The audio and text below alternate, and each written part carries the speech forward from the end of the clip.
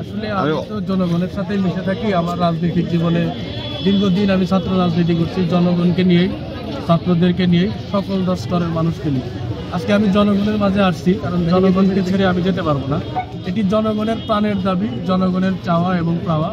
এবং কাজীপুরের যে 6টি ইউনিয়ন আছে চর অঞ্চলে, সেই 6টি ইউনিয়নের মানুষের একটি দাবি হলো যমুনা উপজেলা নামে যে প্রস্তাব করা হয়েছে, এই দাবির সাথে আমি একমত পোষণ করি এবং জনগণের সাথে থেকে আমি আমার সর্বোচ্চ চেষ্টা এবং প্রচেষ্টা দিয়ে এই দাবি বাস্তবায়ন করা হবে ইনশাল্লাহ। হলো আব্দুল সবুর তালুকদারকে কেউ চেনে না এমন কোনো বিষয় না। আমি জুলাই গণ অভ্যুত্থানে প্রথম সারিতে নেতৃত্ব দিয়েছি, জুলাই অভ্যুত্থানে প্রথম সারির নেতা ছিলাম।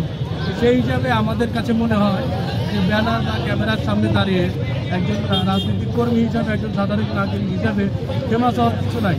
জনগণের জন্য কাজ করতে চাই, সাধারণ মানুষকে নিয়েই কাজ করতে চাই। ক্যামেরার সামনে আমাদের চেনাতে হবে, সাধারণ মানুষের ভালোবাসা নিয়ে আসতে চাই। এই দাবিটা নিয়ে তো সবসময় আমি মিডিয়ার মাধ্যমে কথা বলি, আমার ফেসবুকের মাধ্যমে আমি লাইভে কথা বলি এবং আমার যে সংগঠন আপ বাংলাদেশের কেন্দ্রীয় আহ্বায়ক আলী হাসান জুনায়েদ ভাই, তার সাথেও আমি এই বিষয় নিয়ে দীর্ঘক্ষণ আলোচনা করেছি এবং বলা হয়েছে যদি এই দাবি বাস্তবায়ন না করে তাহলে উনি উপদেষ্টা মন্ত্রীর সাথে বৈঠক করবে, বৈঠক করে এটি আমাদের প্রাণের দাবি, এটি আমাদের চাওয়া পাওয়া, উনি যে কোনো মূল্যে এই দাবি বাস্তবায়ন করবে। সিরাজগঞ্জবাসীর পক্ষ থেকে আমার সংগঠন united peoples of Bangladesh Sirajganj জেলার পক্ষ থেকে আমি তাদেরকে সর্বোচ্চ সহযোগিতা করবো ইনশাআল্লাহ এবং দাবি বাস্তবায়ন করবো। ধন্যবাদ আব্দুল সবুর তালুকদারকে।